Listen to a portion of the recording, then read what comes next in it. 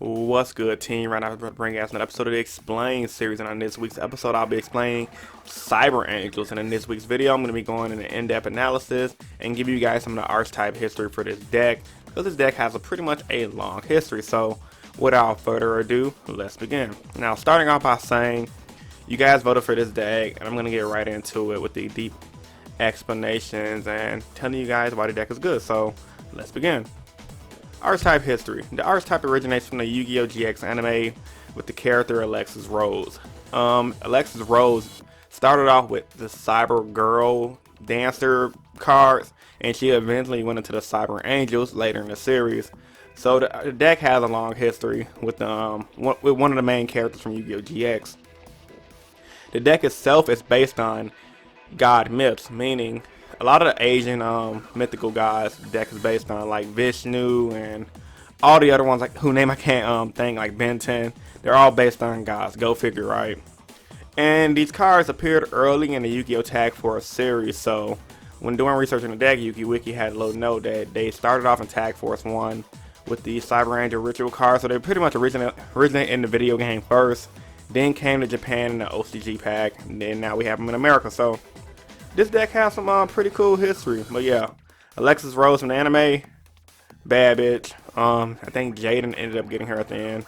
Don't quote me on that. I haven't seen GX in a long time, but it is one of my favorite Yu-Gi-Oh! Series due to the fact that I was in high school when this shit came out, and I used to love coming home early, or going straight home after school to watch Yu-Gi-Oh! GX. So now that I've went over some of the deck's brief history, let's get into why the deck is good. The deck is good because it's very consistent. It locks out the opponent, and it combos well with Herald. This little motherfucker Benten, you guys will see how good this card is after I get into him. But the deck is pretty much good at what it does. It locks down boards with Herald. It searches the deck with Benten. It's really consistent in what it does. Yeah, it can lose like any other cards, any other deck to cards like Gamma Seal and etc. But the deck is really powerful. It's very scary. Played against it my first time at the locals and just got my ass smacked up. Only because I didn't know what the half the cards did, and yeah, the deck is lit, especially if it goes first. Now, what I told you the deck is good, I'm gonna go over the cards and break them down. Saibā Angel Benten. You can ritual summon this card with Machine Angel Ritual. If this card destroys a monster of a battle and sends it to the graveyard, inflict damage to your opponent equal to that monster's original defense in the graveyard. That's pretty good. I mean, if he kills a monster of a battle, inflict damage, etc. That's good. The main reason why this card is good, if this card is tributed, you can add one life berry type monster from your deck to your hand. That part is broken. Reason being, you got the stick cheer combo, the Star Seraphs, and you got Honest as cards you can search out, and you got Archetype History. So Benten is a definitely staple as a 3 of in the deck. It reminds me of Necros cards because a lot of Necros have effects when you tribute them, and they all have this different effects in general. So Benten is an amazing card. It's always live in the deck. Very powerful. That add one life every time monster in your deck is too fucking good. Too good. Because if you can go first, make Herald, add Christia, combo, bring out Christia with a Herald, it's GG no re. Like, ain't shit your opponent can do. Next up, Saibā Enjeru Ateji. Now, Ateji and some of the other Saibā Angels in the archetype aren't really used in the main meta deck of this deck, meta version of this deck, but with that being said, I had to include them on this list because for you anime fans out there, if you guys actually did want to build this deck, I feel like you guys should know what the card should do. Ateji. You can ritual summon this card with Machine Ritual, obviously. If this card is ritual summoned, you can add one ritual spell card from your deck or graveyard to your hand. This card attributed, you can make all ritual monster control gain 1,000 attack, so that makes sense why they're all a little bit weak. Boost them up by attack. I mean, it's a cool anime card, very casual. Not gonna see a lot of competitive play, but yeah, it's good for you guys that want to play this card. And the redeeming quality about this card is the artwork. I think the artwork looks fucking amazing. Dakini. Now, Dakini says that you can ritual summon this card, Machine Angel Ritual, of course. If this card ritual summon, you can make one opponent's monster. We can make your opponent send one monster they control to the graveyard. Their choice, of course.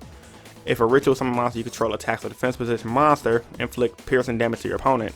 Once per turn during your end phase, you can target your ritual monster, ritual monsters in your graveyard. Ritual angel card in your graveyard added to your hand. It's okay. I guess it's supposed to be the boss monster for the deck. It tramples and adds back. It's not as good, but once again, it's just an anime card, so go figure, right? Now here's one of the creme de la cremes. Machine Angel Ritual. This card can be used to ritual summon any Saibā Enjeru ritual monsters. You must also tribute monsters from your hand or field whose total levels equal or exceed the level of the ritual monster you will ritual summon. If a light monster or monsters you control would be destroyed by battle, card effect while this card is in your graveyard, you can banish this card on set. So it's kind of reminding me of that Blue Eyes card that gives your monster protection. Caught me off guard at locals. Is really annoying, and it's one of the reasons why DD Crow is more of a better card this format than things like Saibā. I mean, Allied Justice, I believe, not Quarantine, but the other Allied Justice card. Because honestly, DD Crow can hit this and you good to go. So yeah, Machine Angel Ritual, it's a beastly card. Archetype based card. I mean, what do you expect? It has to be good in this day and age. Now this is the best card in the deck. This card caught me off guard as well, because if you don't read every little line, you can lose. You can just Ritual Sanctuary. Little motherfuckers getting married. You can discard one spell card, add one light ritual monster or ritual spell card from your deck to your hand.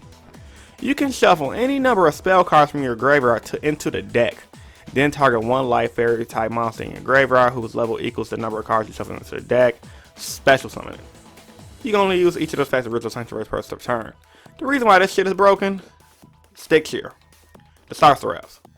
This shit caught me off guard at locals, and it was so broken due to the fact that if you forget, because you're thinking, okay, your opponent's gonna try to ritual because it says ritual in the name, and you're like, hold on, what? They bring back Star Seraph? So any dead Star Seraph they had in their hand, if they bring one out, guess what? You're about to get your field pop, and they're about to plus up on you, and that's really good. Another reason why that's good, it recycles all the ritual spells, which is always gonna be a good thing, and it gives you fodder to bring out your ritual monster. So this card is busted. I would like to say it's overpowered, but it's not. It's just a good solid card. Rituals need something like that to be competitive, so congrats to Rituals for having this card, but overall this card will catch you off guard if you don't pay attention to it. So yeah, Ritual Sanctuary is a beastly card, and don't get it twisted. Get this card off the field as soon as possible, or you will lose like I did. Next up, Herald and Friends. Dun, dun, dun, dun. Dun, dun, dun, dun. Okay, let me stop.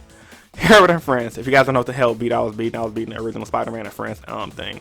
But anyway, Herald and Friends. So this deck, obviously, like I'm saying through the video, abuses Herald of Perfection and the Star Seraphs. For you guys that do not know what Herald of Perfection does, he pretty much says you can ritual summon this card with Down of the Herald during the player's turn. When your opponent activates a spell card, trap card, monster effect, you can pitch a fairy from your hands to the graveyard and get the activation. So you can already see. You tribute off Benten to bring Herald Perfection out, add your Christia, you can bring out Christia and your GG Notary, right? Really good, really powerful. And the Star Seraphs are in the deck, just to show mutual support. The Scepter, 1800 attack, 400 defense. When this card is normal or special summon, you can add one Star Seraph monster from your deck to your hand, except Scepter. You can only XYZ him with 3 cards, of course, and then when they XYZ summon, you can pop a card in the field, and if you do, you draw a card. Now, Sovereignty the Chair, he pretty much says, can I be using XYZ summon? Cannot be using XYZ material except for an XYZ summon, except for summon that uses 3 or more monsters and materials. If you normally summon a special summon Star Seraph monster, except during the damage step, you can special summon this card from your hand. And if you do draw 1 card, you can special summon it. Yeah, pretty much. You summon a Star Seraph monster, you can bring them out, you draw a card. And same thing for Scepter. So essentially, you can play Scepter, add Sovereignty. If you have another Sovereignty, you can bring out Sovereignty, bring out another Sovereignty, and just draw. You're drawing 3 cards, and you're going to pop one of your opponent's cards. It's very good because if you open up that combo going first, you can make Evil Swarm or Burrows, plus up your hand, minus your opponent by 1, putting your opponent behind, which is very powerful. If you don't open up this combo first, and you just open up mid-late game, if you have your card like Ritual Sanctuary, they can bring back one of the Star Seraph cards and just go off and just fuck your life up. So this combo is really deadly, and yeah, stick here. They actually got, I believe they got limited in the OCG for a while. Correct me if I'm wrong. They might still be limited in the OCG. I believe so. I could be wrong, but I believe so. Now I'm just gonna go over some general staples for the deck. The deck obviously is gonna run pre-preparation rights, preparation rights. Pre-prep was the card that most ritual decks could have dreamed for. If you guys don't know what pre-prep do, add 1 ritual spell card from your deck to your hand and 1 ritual monster from your graveyard or hand, from your deck or graveyard to your hand whose name is listed on that ritual spell card. You can only have 1 pre-prep return. So pretty much It's to deduct your entire ritual combo, and as you guys already know, preparation right states. Add 1 level 7 or lower ritual monster from your deck to your hand. Then you can add 1 ritual spell from your graveyard to your hand. So these cards are pretty much your consistency cards. Pre-prep is down to 1, but not pre-prep, but regular prep is down to 1, and pre-prep is at 3. So with these wombo comboing, you're almost always going to get your Herald off 1 first. Especially with your stick here, drawing power. The deck is just really consistent what it does. And outside of the preparation of rights, the deck is going to run Honest, of course, your Archetype History, your Manchi with 1,000 Hands, Call and Haunted, and Powder Desires, just to keep the consistency rolling, because this deck has a bunch of search. Powder Desires adds the draw power, and the stick here adds more draw power. What is there not to love about this deck? This deck, very powerful, very scary. If you guys are looking for a decent, fun deck that's competitive, definitely pick this shit up. Final thoughts for the deck. Now my final thoughts for the deck is it's very scary for 1. It's very consistent. It can steal games. And ultimately, I believe it's tier 1.5. The reason why I can steal games is because stick tier combo can come out of nowhere and just fuck your life up unless you're playing Cosmos and you're good. The deck is locking down their opponent consistently from Herald Perfection and Christia is too. It does it too consistently for me in my personal opinion. Like, if it goes first, about 90% of the time you're gonna lock the opponent out. I mean, yeah, it can brick just like almost any deck can do, but once they get the best perfect setup, it's almost unbeatable to beat. Even if you draw a Gamma Seal, if you have a field of Herald of Perfection and Christia and stick to your combo on standby, it's kind of hard to lose. So ultimately, based on my personal opinion and seeing players play with the deck, I believe the deck is tier 1.5 because of the powerhouse players it has. So with all that being said, I hope you guys enjoyed this week's episode of the Explain series, and if you did, give it a big thumbs up. Just like last week, I want you guys to vote in the right hand corner for next week's episode of the Explain series. And as I always tell you guys, if you're a new viewer to the channel, I would love for you to subscribe for more competitive Yu-Gi-Oh content. I upload 3 times a week. Mondays I do my general discussions, Wednesdays I do my top 10s, and Fridays I do my Explain series, so I explain decks and archetypes in detail. I do these videos because I truly believe in helping you guys become better players, and also do these videos because I truly believe in you guys helping me become a better player.